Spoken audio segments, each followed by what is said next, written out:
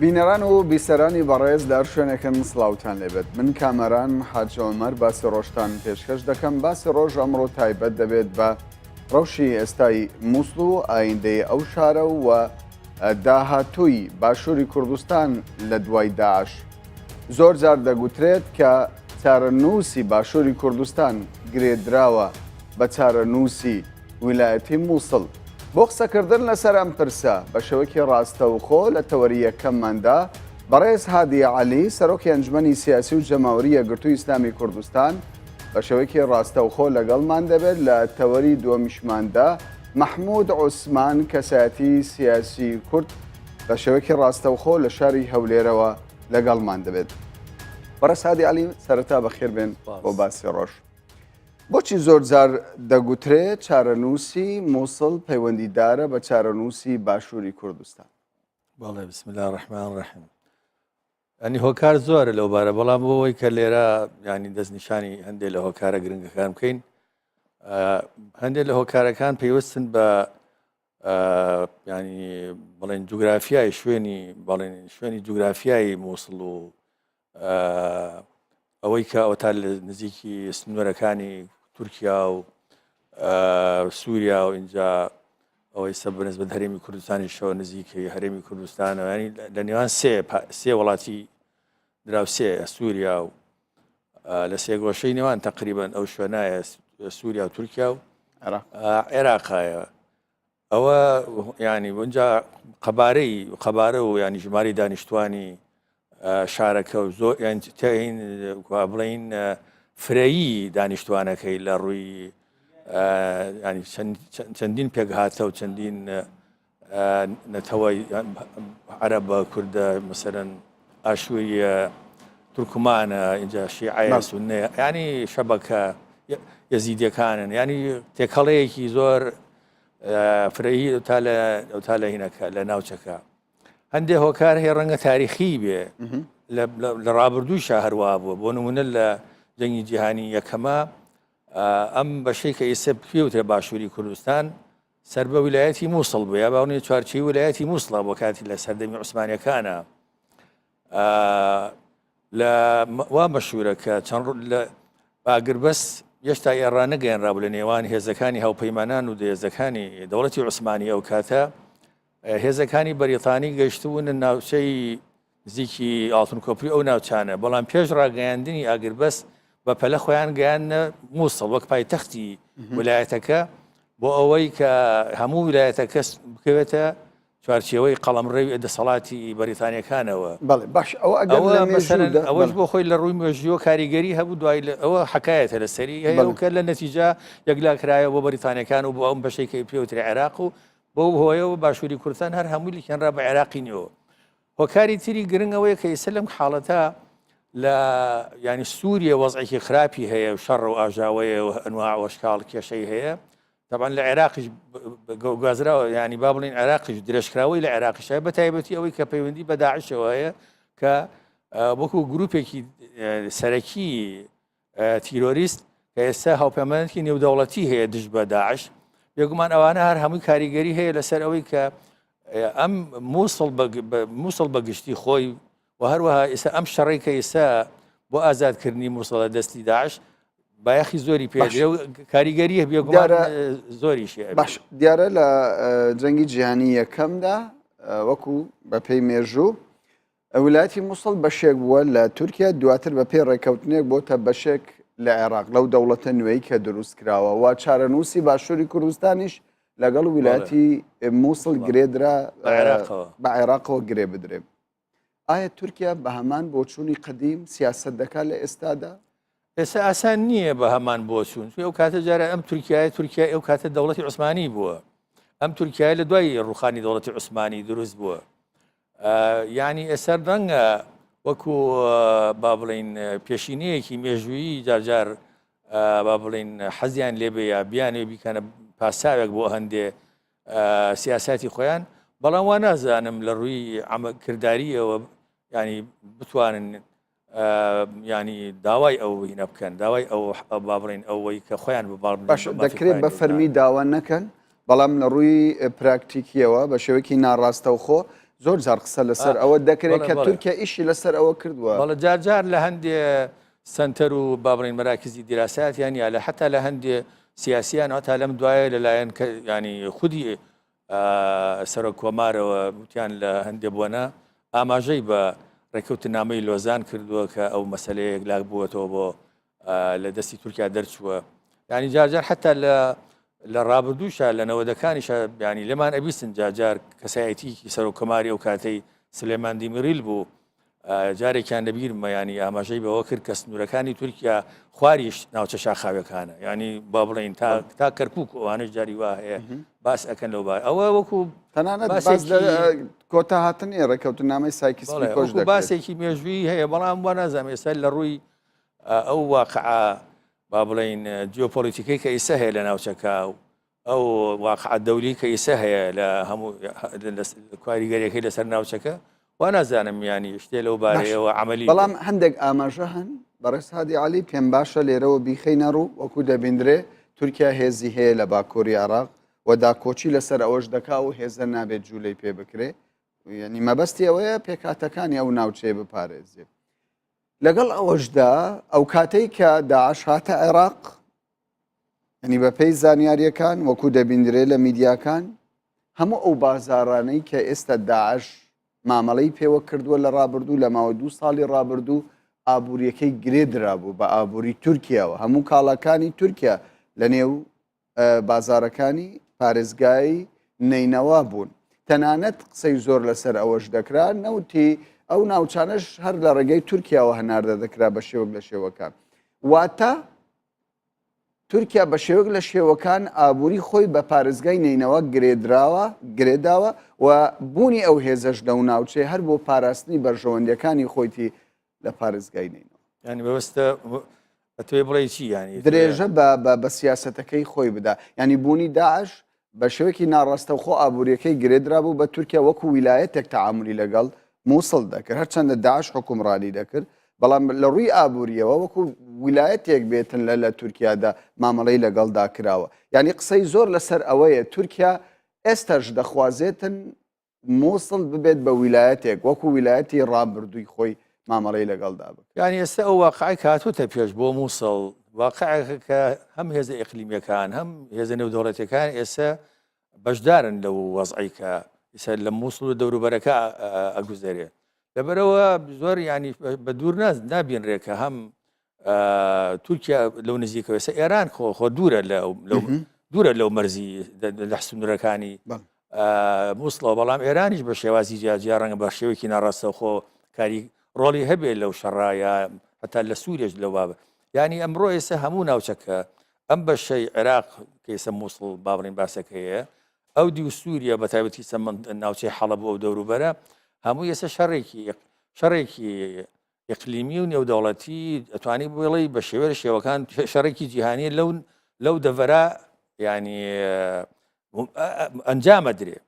لەبەرەوە کاتێ دەوڵەتکە دوورەتەکان بە ناوی شەڕی داعش و دژی تیرۆرەوە ئەو مافە بە خۆیان ئەدەنێ یا ئێمە پێویستمان پێیەتی خەڵکی ناوچەکە بێن بەدەمەوە بێگومان وڵاتانی دراوسێ و نزیک بە تایبەتی وڵاتێکی وەکو تورکیا لەو نزیکەوە ئەو حەقەدا بەخۆی کە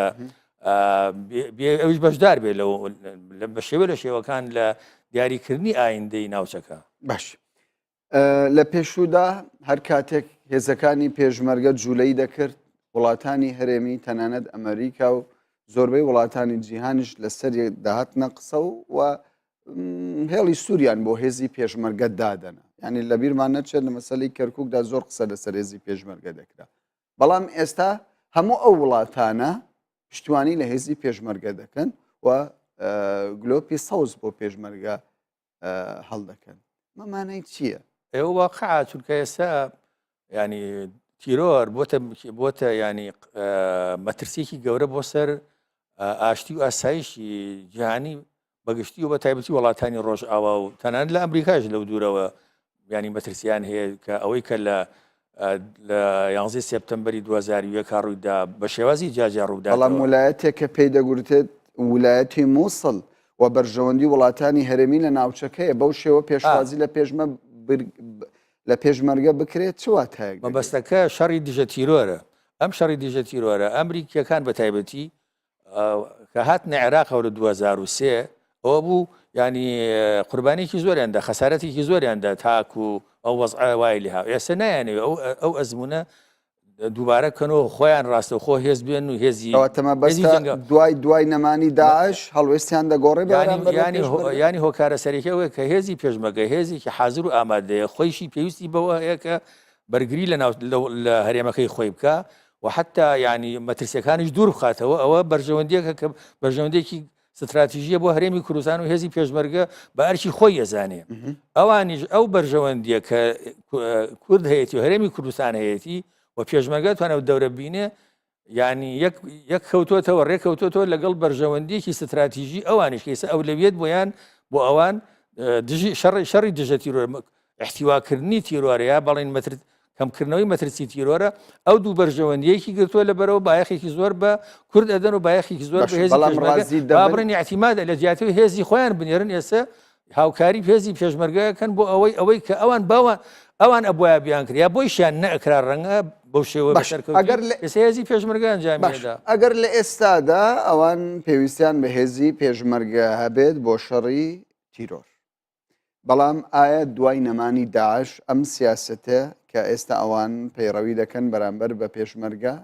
بەردەوام دەبێت یاخود کاتیە پشگیریەکە یعنی ئەوان هەموو شتێکیان لەسەر بنەمای بەرژەوەندیەکانی خۆیانە ئەگە بەرژەوەندەکەیان دوای ئەوە بخوازیە کە هەر پشگیری هەرێمی کوردستان بکەن یا پشگیری هێزی پێشمەرگە بکەن بەردەوامە بێ بەقەدەر بەرژەوەندی خۆیان ئەو لەو بوارە ینی هاوکاریەکەن یا کەمیەکەن و یا زیادیەکەن باش وەکو دەگوترێ پارێزگای نینەوە ویلایەتی مووسڵ بەرژەوەندی وڵاتانی هەرێمی لە ناوچەکە بە وردی دەبیندرێ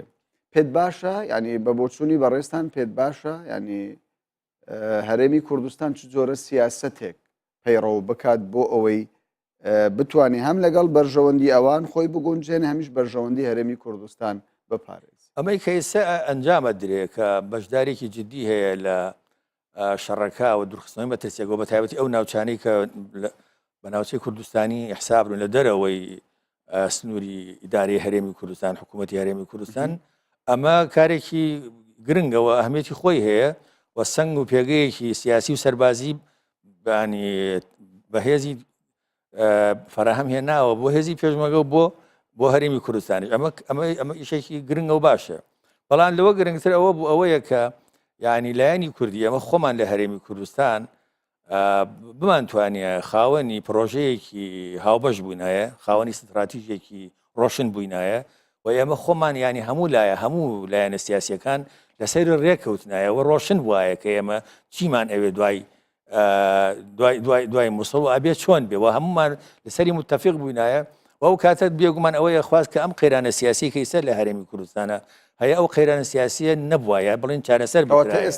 پێش ئەوەی کە شەڕی مووسڵ دەستی پێ بکرە خۆزگا یا ئەبواایە بەڕام چارەسەر وایە بۆ ئەوەی لەسەر لە پێگەیەکی ینی محکەمی پتەوی ناوخۆییەوە بتوانرایە ئەم ڕۆڵە سەربازیە کە ئیسە کورد ئەیبینێ لەو ناوچانە لە شەڕی مووسڵە ئەم ڕۆڵە سەربازیە بتوانڕێ بە ئاسانی بگۆڕایە بۆ یانی دەستکەوتی سیاسی وە بۆ ئەوەی کە لە ئایندا ینی ڕۆڵی سیاسی هەرێمی کوردستان و گەلی کورد لە دیاریکردنی ئایندەی مووسڵ و ئایندەی خۆشیە بیتوانێت پێگەیەکی بەهێستری ببووە باشە زۆر جار دەگوترێ ینی سەبارەت بە هەرێمی کوردستان ینی دەڵێن هەرێمی کوردستان خاوەن پرۆژە نییە خاوەن ڕوئایەکی دیاری نییە بۆ ئایندەی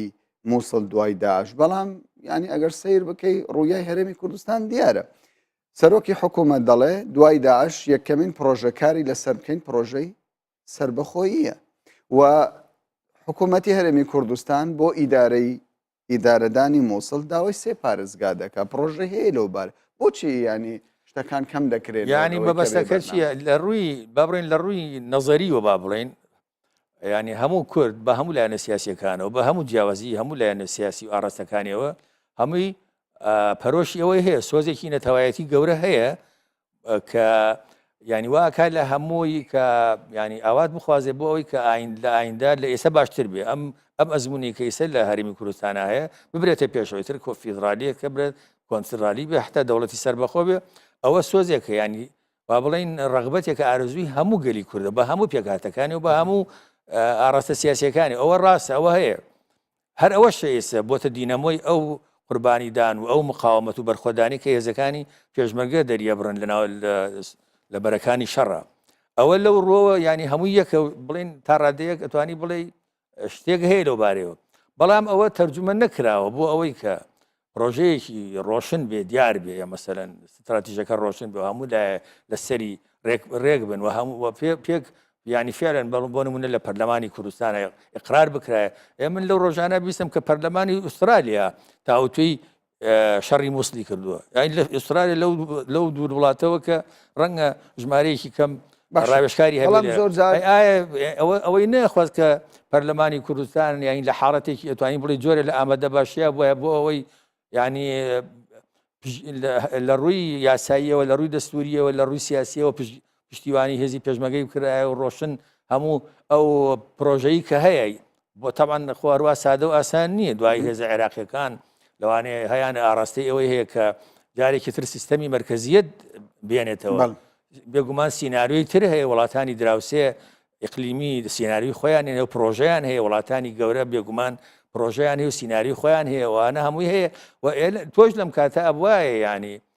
پرۆژەی ڕۆشنمان هەبووە و ئەبە چەندین سینناریۆ بواە چەندین پلان بە پلانی ئەل پلانی بی پلانی چی ینی ئەگەر ئەمە نەبووەوە ئەگەر ئەوە نەبووە چونکە مەسەلەکە وە سادەنی ئالۆزە لەسەر بە گوێرەی ئالۆزی با بڵێن کێشەکە و دەرەنجامەکانی نازانی بەرەوکوێ چجووی ئەگەری شەڕی ناوخۆ هەیە ینی وازانم چەندین مەترسی ئەگەر هەیە ئەگەری شەڕی ناوخۆ هەیە ئەگەری شەڕی تایفی هەیە ئەگەری شاید حتا شەڕی ئیقلیمی هەیە لە ناوچەکە ئەگەریەوەیە کە ڕزگاکردنی مسڵ دواکە ئەوانە هەمووی ئەگەرن بۆ ئەو هەموو ئەگەر و تەحەدیاتە ڕاستە دەرفەتی زۆریش هەیە بەڵام تەحەدیاتی زۆریش هەیە ینی یەکڕێزی و مەحکەمی ینی بەرەی ناوخۆ لە ئاستی تەحەدیاتەکە و لە ئاستی قۆناغەکان نییە باش یەک ڕیزی وشەیە کە زۆر جار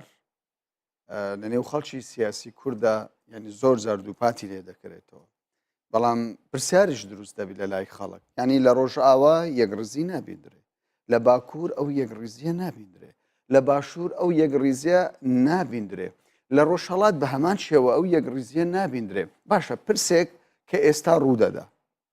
ینی دەکرێت چاوەڕێی ئەوە بکرێت تا یەکڕیزی دەبێ اینجا حکوومەت هەنگاو بنێ بۆ پرۆژە استراتیژیەکانی خۆی ئاخرا بێ بە هەردوو ئاڕاستەکە هەنگاو بنرێ بە هەم بە ئاڕاستی ئەوە کە کێشەکانی ناوخۆ چارەسەر بکرێ و هاودەنگی بێنرێتەکایەوە لە هەمان کاتیشە بە ئاڕاستی دەرەوەش هەنگاو برێت چونکە ئامادەیەکە ڕەنگە هەبێ لەو ینی ئیسر لایەنە کوردیەکان لە هەر شتێکە جیاوازیان هەبێ خۆ لەسەر مەسەلەی ئایندەی کورد ئایندەمان بەرەو کوێ بڕوا چارە نووسمان چۆن بێت لەسەرەوە ئێستا بڕیاری سیاسی لە هەرێمی کوردستان وەکو دەزانرێت لە لای سەرۆکی هەرێمی کوردستانە مەسعود بارزانی وەکو فەرماندەی گشتی هێزە چەکدارەکانی هەرێمی کوردستان ئەگەر پرسیارەکە بۆ ئەو بێ ینی لە سەرەتاکانی 2015دا ئەو کاتێک کە لە ئەمریکا گەڕاوە و دیداری لەگەڵ بارەک ئۆباما کرد داوای لە حەزب و لایەنە سیاسیەکان کرد دەست بەجێ کار لەسەر پرۆژەی سربەخۆیی هەرێمی کوردستان بکەر وە چەندین کۆبوونەوەشکرا نوێنەری حزبەکانیش تێیدا بەشدار بوون بەڵام بۆچی نەگەیشتن بە چارەسەر بۆچی ئەو کۆبنەوەانە نەتوانرا بگەن بەو پرۆژەی کە ئێستا بەڕێستان دەیخوازن وایە مرونەت پیشان بدرا لەلایەن هەموو ئەطرافەوە بۆ ئەوەی بگەشتنایەتە بە با بڵین چارەسەرێکی مامناوان بەلایکە بەڵام ئەگەر ینی ئیرادەیەک هەبێ بۆی ینی بەرژەوەندی حزبی تێکەڵ بە بەرژەوەندی گشتی بکرێت لەو کاتەدا چارە هەموو لایەک بێگومان بەرژەوەندی شخصیش و بەرژەوەندی حزبیش تێکەڵ بووە و تێکەڵی شەبێ جا ئەگەر ئەوە نەبووایە ئەلبۆ ڕۆژگار جۆرێکی ترە بوو ئەوە کەوتت ئشارەت بێگر کە لە ڕۆژ ئاوا و لە باکوور و لە ڕۆژهەڵات جا ئەگەر کورد ئەگەر وەزعیوانە بواە لە قۆناکانی تری مێژویشە کورد بۆچی لەناو هەموو میلەتانی ناوچەکە نەیتوانێت خاوەنی دەوڵەتی سربەخۆی خۆی بێت باشە بەم دۆخەی ئێستا هەر ئەوەیە کورد خۆی نەیتوانێت هاودەنگ بێت باشە بەم دۆخەی ئێستا کە هەرم تێیدا تێپەڕ دەبێت بەرژەوەندیەکانی کورد لە شاری مووسڵ کەوتۆتە مەترسیەوە لە پارێزگای نینەوە ینی ناتوانین بڵێ کەوتۆتە مەترسیەوە بەڵام وەکو وتم ینی ئایندە کراوەیە لەسەر هەموو جۆرە ئەگەرەکان دەرفەتی زۆریش لە بەردەم ینی هەرێمی کوردستانە کراوەتەوە کورد بەگشتی بە تایبەتی باشووری کوردستان دەرفەتی زۆرە بەڵام بۆی بتوانرێ ئەو دەرفەتانە بە ڕێکوپێکی ئیسفادی لێ سوودمەند بین بقۆزرێتەوە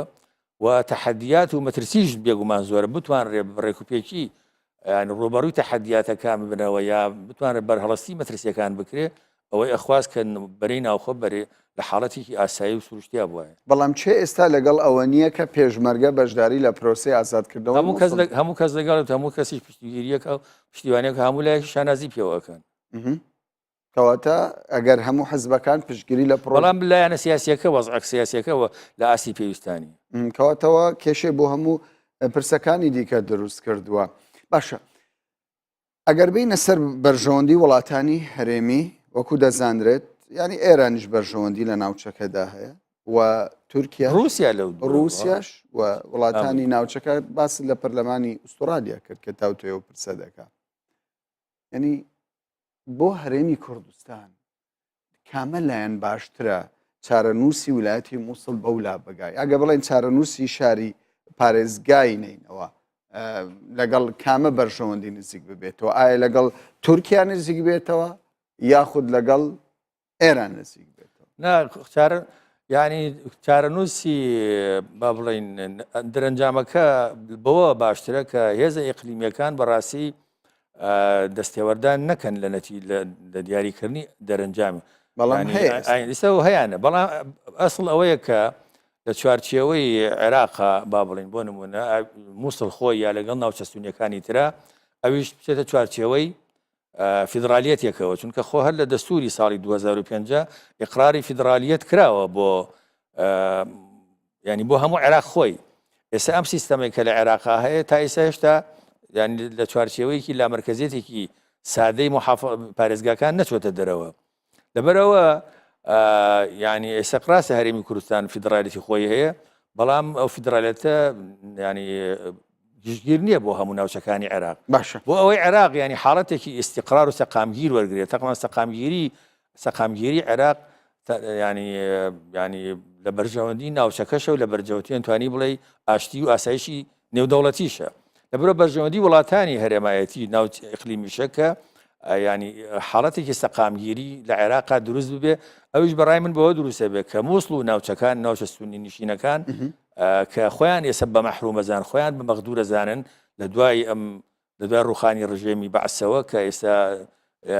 ینی پێگاتەی شیعە باڵەدەستە لە حکومڕانیکردنی عێراقا ئەوە بەوە ڕاستە بێتەوە کە ئەوانیش ینی فیدرالیەتە فیدرالیەتە بۆ مووسڵ بێ یا بۆ ناوچەکانی تری با بڵین پارێزگا سونیەکانی تیش بگرێتەوە ڕەنگە بەوە ئەتوانی بڵێ بەڕای من ئەوە ینی خیارێکی چاوەڕاگەڕکراوە ئەوەش ڕەنگە بێتە هۆی ئەوە کە لە هەموو ئەگەرەکانی تر باشترە بۆی بێتە ئەوەی کە حاڵەتێکی سەقامگیر بۆ عێراق دروست بێت کە حاڵەتی سەقامگیر بۆ عێراق دروست و بێگومان هەرێمی کوردستانیش لێی سوودمەندە چونکە هەرێمی کوردستانی هیچ بەرژەوەندێکی نییە لەوە کە عێراق و ناوچەکانی نزیکی بە تایبەتی مووسڵ و دەوروبەر لە حاڵەتێکی ینی ئالۆزی ئەمنی و خراپە زۆر باشە بەڵام تۆ باز لە فیدراالەتی سونەکان دەکەی لە هەمان کاتدا ینی دەڤەری شنگال دەشتی نینەوە تاوەکو ئێستاش سەر بە پارێزگای نینەوان ئایا چارەنووسیوان بە بۆچوونی ئێوە چۆن دەبێت لەگەڵ ئەوەن ئەو پرۆژەی کە هەرێمی کوردستان هەیەی دەبێت سێ پارێزگا لە ئایندەدا دروست بێت وڵایتر ئەوەیشە بێخەوە بەشێکە لە هینن ئەو ناوچانە بەشێکن لەو ناوچانەی کە مەشمورن بە مادەی 140 و مافی هەرێمی کوردستانە کە داوای ئەو ناوچانە بکەوە ئەو خەڵکی ئەو ناوچانش خۆیان مافی ئەوەیان هەیە کە ینی با بڵین دەنگیان هەبێ ڕۆڵیان هەبێ لەوەی کە ئایا بگەڕێنەوە سەر هەرێمی کوردستان یا بە شێوە لە شێوەکانی تر خۆیان ڕێبخەنەوە ئەو کاتە ئەکرێ ینی ئەو ناوچانش بگەڕێنەوە سەر هەرێمی کوردستان ئەو مەسەلەیە چارەسەر زۆر باشە دەمەوێت بەوە کۆتایی بە پرۆگرامەکە بهێنم بە دیدارەکەمان حکوومەتی هەرێمی کوردستان دەڵێت دوای داعش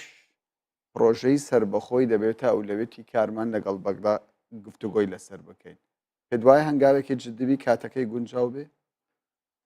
وڵا ئەگەر وەزعی ناوخۆ قەیرانی سیاسی ناوخۆ چارەسەر بکرێ بۆچی ینی هەرێبێ ئەمڕۆ بێس ببێ هەرێبێ ئەوە بکرێ ئێستا ڕەنگە وەختێکی گونجاو بێ بۆەوە بەڕێز هادی عەلی سەرۆکی ئەنجومەنی سیاسی و جەماوەری یەکگرتووی ئیسلامی کوردستان زۆر سوپاست دەکەین کە لەگەڵمان. سپاس بۆ.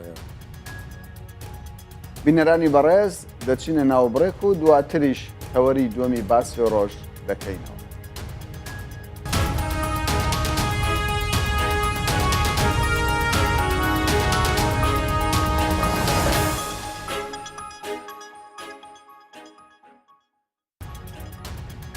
جارێکی دیکە سڵاوتان لەبێت بینەرانی کوردستان 24 و باسی ڕۆژ. تەوەری ئەمڕۆی باسی ڕۆژمان تایبەتە بە ئایندەی مووسڵ و هەروەها چارەنووسی باشووری کوردستان لە دوای ڕزگارکردنی مووسڵ. بۆ قسەکردن لەسەر ئەم ژارە دکتۆر محمود عوسمان کەسایەتی سیاسی ناوداری کورد بە شێوەیەکی ڕاستەوخۆ لە شاری هەولێرەوە لەگەڵمانە. دکتۆر محمود بەخێر بێت بۆ باسی ڕۆژ. پێم باشە بەوە دەست پێ بکەم ئایا بەشداری پێشمەرگە لە ڕزگارکردنی مووسڵدا زامنی ناوچە کوردستانیەکانی دەرەوەی ئیدارەی هەرێمی کوردستانە لە پارێزگای نینەوە یاخودنا؟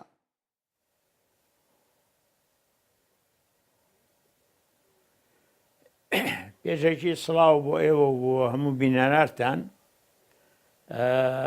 بەشداری پێشمەرگە لە شەڕی مووسڵ پێویست بوو ببێت، چونکە مووسڵ تا داعش لە مووسڵ بێ مەترسی بۆ هەرێمی کوردستان هەیە. لەبەرەوە کە بەشداری کردووە شتێکی باشە بەلای منەوە، و طبعاً لەگەڵ بەشداریەکەشە ئەو زۆر لەو ناوچانە ڕزگار کراوە کە هەریمن یاخود ناوچەی 140 بێگومان. بەڵام ئایا ئەوە بەشداریە زەمانی ئەوە ئەکا کە پاش ڕزگارکردن و پاش نەمانی داعش ئەو ناوچانە بمێننەوە و بێنە سەر هەرێمی کوردستان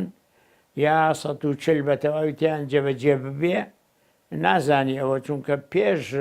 شەڕی مووسڵ بەداخەو ڕێکەوتنی سیاسی نەکراوە. وەکو خۆی بارزانیش باسی کرد وەختی خۆی وتی ئێمە دەمانویست ڕێکەوتنی سیاسی بێ، زۆر هەوڵیشماندا، بەڵام لایەنەکانی کە پەلەیان بوو مەبەستیشەوە بۆ ئەمریکا پەلەی بوو بۆ ئەوەی پێش ئەم ئینتیخاباتەی کە دووس بێ و شەڕە دەست پێ بکە، دیارە بەغاژ نەیویستوە ڕێکەوتنی سیاسی بکە بۆ ئەوی تووشی ئیلتیزامێ نەبێ، خۆی تووشی ئیلتیزام نەکە. لەبەرەوە ممکنە هەندێک کێشەی تێ بکەوێ، بەڵام ئیتر ئەبێ کورد یەکگرتوو بن و هەوڵبان هەموو بە یەکەوە داوا بکەن کە کێشەکان چارەسەر بکرێ. ئەوی هەرێمی کوردستانە بگەڕێتەوە سەهرێم، ناوچەی کە ئەڵێن کێشەی لەسەرە 140 تیا جێبەجێ بکرێ، ڕفراندەم بکرێ و خەڵقی ناوچەکان بریاری خۆیان بدەن لەو بارەیەوە. بەڵێ، ینی دکتۆر وەک دەزانرێ بۆ هەر شەڕێک کە خوێن دەڕێژرێ دەستکەوتێک دێتەکایەوە. پێشمەرگەش ئێستا بە خوێن ناوچە کوردستانیەکانی ئازاد کردووە و بەڕاشکاویش لە پێش پرۆسەکەدا و لە دوای پرۆسەکەشدا باسی لەوە کردووە هەر شوێنێک کە پێشمەرگە بە خوێن ئازادی کردبێت ئامادە نییە دەستبەرداری ببێ. پێتان وانییە ئەمە بە شێوەیەک لە شێوەکان بە مانای دیاریکردنی چارەنووسی ئەو ناوچانەیە کە پێشتر کێشەی لەسەر بوو؟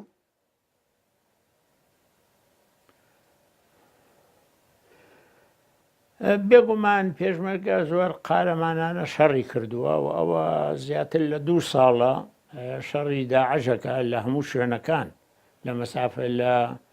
مەودایەکی زیاتر لە 1000 کیلومتر خوێنی زۆر ڕشتووە، شەیدی زۆرمان هەیە، برینار هەیە، طبعاً جێی ڕەزامەندی میلەتی خۆمانە و هەروەها لە هەموو دنیا دەنگی داوەتەوە بەهۆی ئەو شەڕ و ئەو قارەمانەتی پێشمەرگە کردوەتی. کێشەی کورد پێشکەوتووە، ناسراوە، لە هەموو دنیا بازەکرێ بێگومان. بەرەو دەوارم کەوا ئەو خوێنی ڕشتویانە و ئەو خەباتەی کە کراوە و ئەو قارەمانەتیە دەستکەوتی سیاسی لە دوابێ و بتوانرێ ببێ بە سەرکەوتنێک سیاسی بەوەی کە هەرێمی کوردستان سنووری دیاری بکرێ بە پێی ڕاستەقینە جوغرافی و مێژوویەکان و بە پێی جێبەجێکردنی دەستوریش کە مادەی 140 خۆی مادەیەکی دەستوریە کە گرنگە ئەویش. لەبەرەوە ئومێدەوارم وابێ، بەڵام ئایا وا ئەبێ باش ئەوەیان بەڕاستی اعتیماد دەکاتە سەر گفتوگۆی بینی هەرێم و بەغا و اعتیماد دەکات سەر هەڵویستی ئەمریکا. ئایا ئەمریکا هەڵویستی چییە بێ؟ چونکە لە ڕابردووە ئەمریکا زیاتر کێشە هەبووە بەلای بەغا دایشکانوە. ئومێدەوارم ئەم جارەش بەلای بەغا داینەشکێنێ و زەخت لە کورد نەکا بوو ئەوەی باش کەمتر سوور بێ لەسەر داواکانی خۆی. باشە وەکو باسمان کرد ینی پێشمەرگە بە خوێن ئەو ناوچانەی ئازاد کردووە و بەشداری پێشمەرگەش نەک تەنیا لەسەر خواستی پێشمەرگە بوو بێ دیارە ئەمریکا هێزەکانی هاوپەیمانان ئەوانەی کە لی تێیدا بەشدارن و بەغداش داوای لە پێشمەرگە کردووە بەشداری لەم پرۆسەیەدا بکات. باشە ئەگەر وایە پێشمەرگە خوێنی ڕشتووە و ناوچانەی ڕزگار کردووە ئەمە ماف بە حکوومەتی بەغدا دەدا ینی ئەو مافەی پێدەدا بە پێشمەرگە بڵێ بکشێوە لەو ناوچانە نابی بمینێ.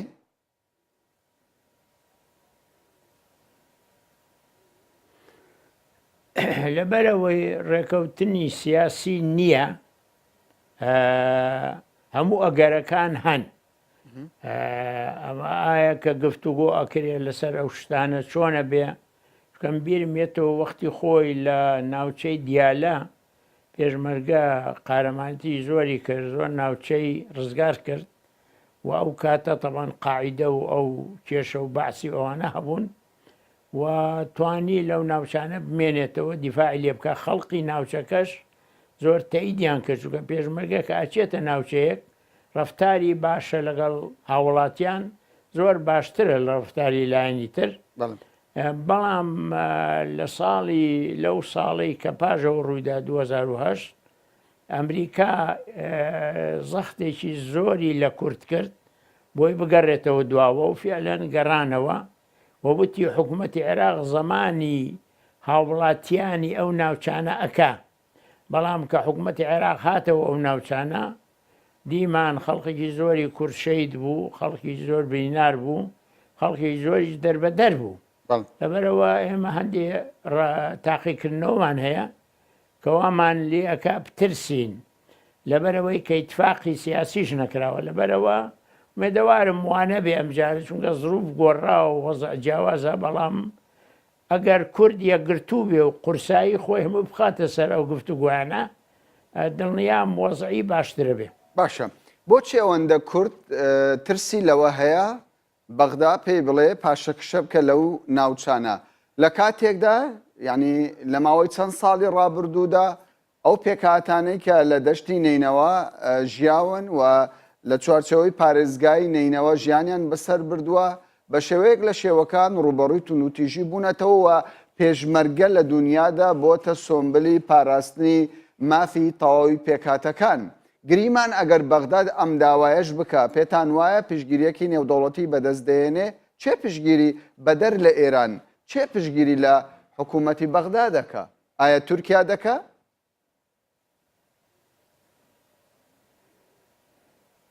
لە خۆی لێرە ئەوی کە ئێمە کێشەمان هەیە لەگەڵی حکوومەتی بەغا لەلایەک تورکیا و ئێرانیش زیاتر ڕۆڵیان هەیە ئەمریکاش لەم مەوزوعە بزات دەوڵەتی تر ڕۆڵی نییە و مهمیش نییە ڕئیشی نییەیان لەو بارەیەوە. بە قەنەعەتی من طبعا یوئێنیش مهمە بەڵام یوئێن و خۆتان نەزان زیاتر بەرەو سیاسەی ئەمریکایە ینی یوئێن معلومە لەو ڕووەوە. لەبەرەوە ممکنە طبعا ئێران بێگومان لەگەڵ حکوومەتی بەغا ئەبێت چونکە هەر خۆی پەیوەندێکی تەواویان هەیە لەگەڵ یەک و لە عینی وەختیشە تورکیا چەند ناوچەی کوردستانی بچووکتر بێ تورکیا ئەوەی پێ باشە نایەوێ هەرێمی کوردستان گەورە بێ یاهینی هەبێ حتا خۆی لە بەعزێ لە گفتوگۆکانی ئۆردوگان و تۆتی ئێمە نامانەوێت لە ژووروی سووریا هەرێمێک یا ناوچەیە دروست بێ وەکو ژووروی عێراق یعنی مامەعنا ئەمەی ئێرەشی پێ خراپە بەڵام ناتوانێت چی بکات چونکە ئەمرێکی واقعە. لەبەرەوە بەڵێ تورکیاش کێشەیە چونکە تورکیا زۆر نێگەتیڤە بەنسبەت کێشەی کورد و لە هەر شوێنێ کوردێ بژۆڵێ تورکیا تەیدی ناکە وەکو ئێستا ئەبینن چیەکە و چی ناکە. بەڵام لێرە ئەبی کە بریاری زیاتر ئەدا گرنگە ئەمریکایە ئەگەر ئەمریکا فشار لە کورد نەکە کورد دەتوانێت لەو ناوچانە بمێنێ و دانیشێەوە بەڵام دکتۆر ینی نابێ ئەوەشمان لەبیر بچێ ینی بژاردەی بەردەمی بەڵێ بژاردەی بەردەمی تورکیا بۆ مەسلەی چارەنووسی ئیدارەی پارێزگای نینەوە ینی ئەگەر وەکو هێز تەمەشا بکرێ حەشدی شعبی هەیە و هێزی پێشمەرگەش هەیە ینی ئەگەر لەو دوو بژاردەیەدا تورکیا یەکێکیان هەڵبژێرێ پێ دوایە کامەیان هەڵدەبژێرێ بۆ ئەوەی دەستەڵاتی لەو ناوچەیە هەبێ.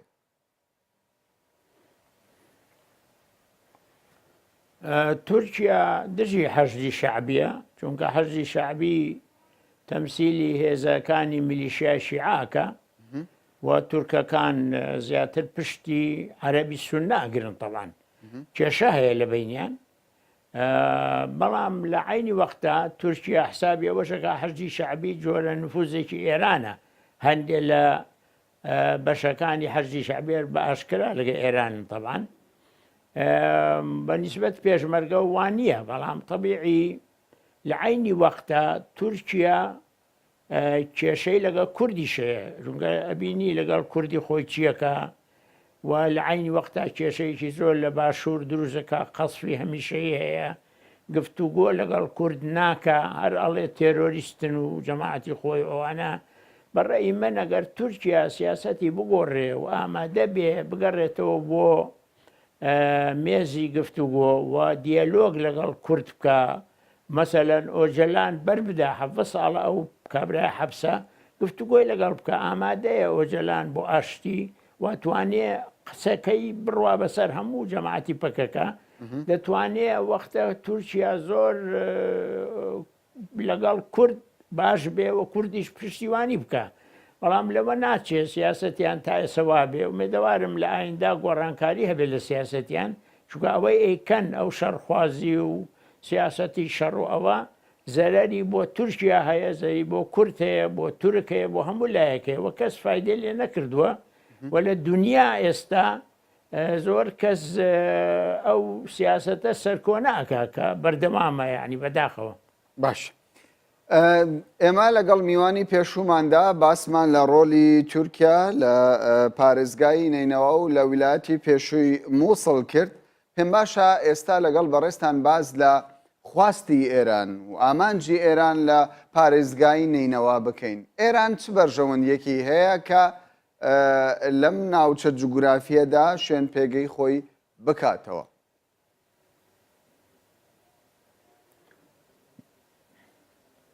بڕوان ناکەم ئێران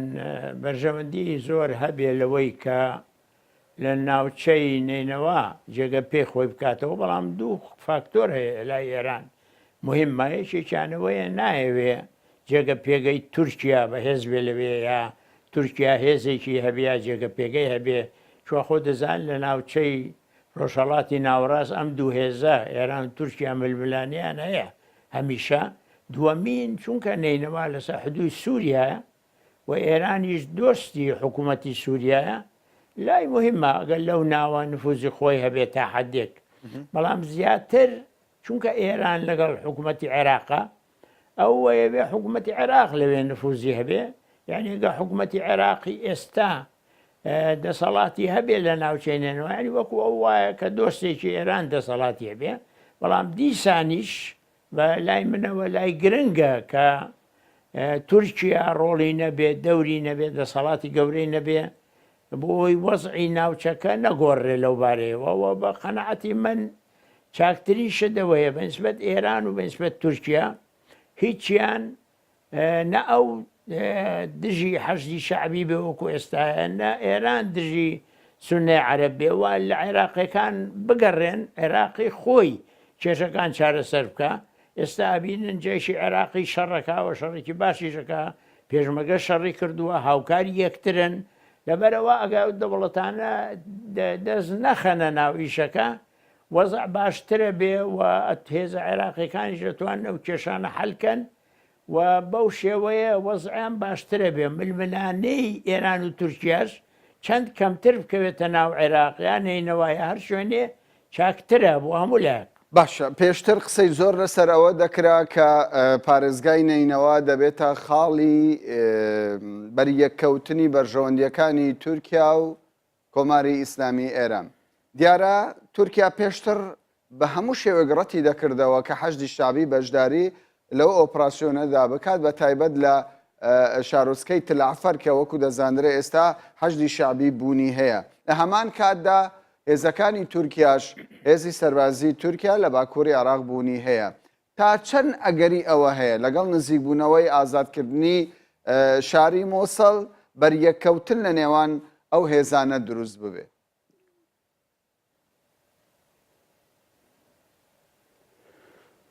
وەڵا خۆی حەشدی شعبی بەڕێی من لەو ناوچانە بەشداری نەکا باشترە، چونکە ئەو ناوچانە هەمووی سونەن و سونەی عەرەبن و طبعاً زۆریش وەکو بڵێ ئەو مەسەلەیە گرنگە لایەن کۆنیش کێشیان هەبووە لەگەڵ حکوومەتی مالیکی کاتێکە ئەو هەموو اعتیسام و خۆپیشاندان و شتیان کردووە هیچ حکوومەتی بەغا نەچووە بەلایەنەوە و دیفاعیشی لێ نەکردن حتا کە داعشیش هاتووە دیفاعی وای نەکردووە لە زمانی مالیکی. لەبەرەوە گە حەشدی شعبی بەشداری نەکات چاکترە لەو شوێنانە مەبەستم بچێتە تەلعفەر یا بچێتە مووسڵ یا شوێنێ، چونکە ئەگەر بەشداری بکە ئەوە بیان و ئەدا بە تورکیا بۆی تورکیاش بێ بەشداری بکە و تورکیا کە هەیە بەشداریەکە مەبەستی تەنها حەشدی شعبی نییە، مەبەستی پەکەکەیە و کوردە و چووکە لە ئێستا و بازەکەڵێ من نامەوێ شاخی سنجار بێ بە قەندیل و ئامادە نیم ئەوە قوبڵکەمانی ئەوە معنای کوردیش تووشی کێشە ئەوێ لەو بارەیەوە. لەبەرەوە چاکترە حەشدی شعبی نەچێتە ناو دەلعفەریش. وەکو من گوێم لێبوو دوێنێ لە سەرچاوەیەکی حکوومەتی عێراقەوە ئەڵێ حەشدی شعبی ناچێتە ناو تەلعفەری عنی شارەکە بەس زۆر باشە ئەو ڕێگا سەرەکیە بگرن کە لە مووسڵەوە چێ بۆ سووریا بۆ ئەگەر داعش لەوێوە چوو ئەوان بەنەوعێکی کار ڕەفتای لەگەڵ بکەن. باش وەکو دەزانرێ ئەوەی پێشمەرگە ویستی لە پارێزگای نینەوە ئەنجامیدا و گەیشتۆتە ئەو خاڵی کە مەبەستی بووە. ئێستا قسە لەسەر پرۆسەی دوای ئازادکردنی مووسڵە. هەرێمی کوردستان یعنی باز لە پرۆژەی سربەخۆیی دەکات دەڵێت دوای ئازادکردنی مووسڵ دەست بە گفتوگۆ دەکەی لەگەڵ بەغدا بۆ پرسی سربەخۆیی. پێتان وایە کاتەکەی گونجاو بێت ئەمە ینی بڕیارێکی تەندروستی حکوومەتی هەرێمە لەمڕۆ دایەتی؟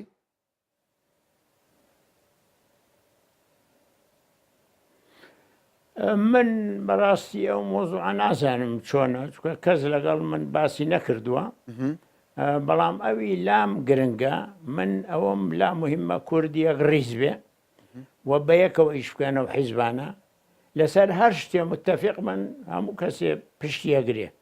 و شتێکی جار ڕێفەراندەمەکان داوای سەربەخۆیەکان هەر شتێ،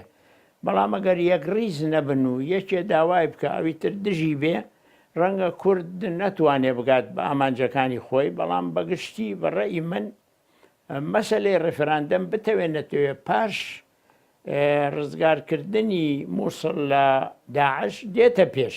چونکە تۆ ئەتەوێ 140 جێبەجێ بێ 140 خۆی گرنگترین شتیا ڕێفەراندەمە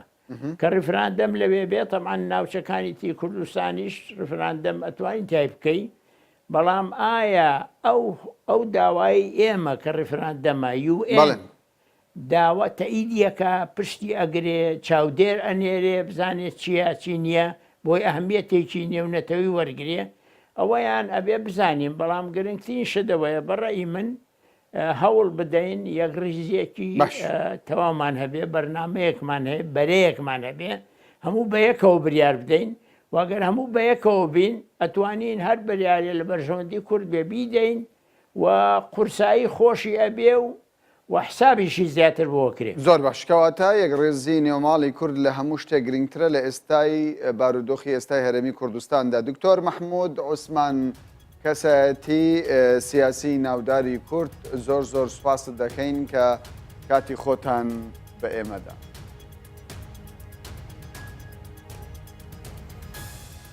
زۆر سپاس. بینەرانی بەڕێز سپاس بۆ ئێوەش کە ئێوەش کاتی خۆتان بە ئێمەدا بمێنن بە خێر و خۆش.